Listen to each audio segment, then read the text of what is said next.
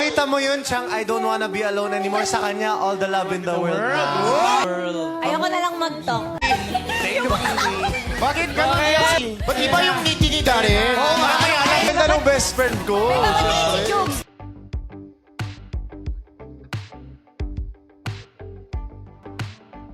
Bunot ngayong araw sa It's Showtime ni Darren Espanto ang kanyang bestie na si Kim Chiu.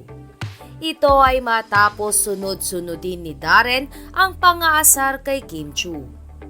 Sa opening prod pa nga lamang ng It's Showtime ay inasar na ni Darren si Kim sa pamamagitan ng pagngiti nito habang nagpo-promote si Kim ng ganap nila ni Paolo Abilino. Dahil naman dito ay agad na pinuntahan ni Kim si Darren at tinanong kung bakit nakangiti ito.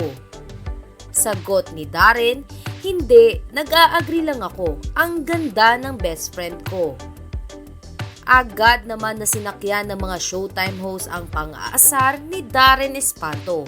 Ngunit pinutol na nga ni Kim Chiu ang usapan. Samantala, hindi pa dito natapos ang pang-aasar ni Darren kay Kim Chiu.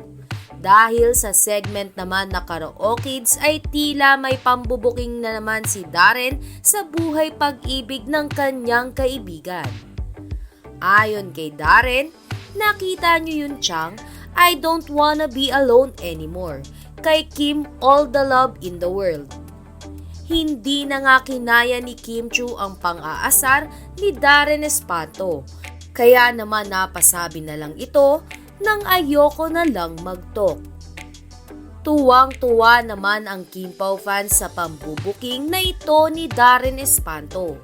Hiling naman nila na i-isplok pa nito kung ano ang tunay na estado ng relasyon ni Kim Chiu at Paolo Abilino.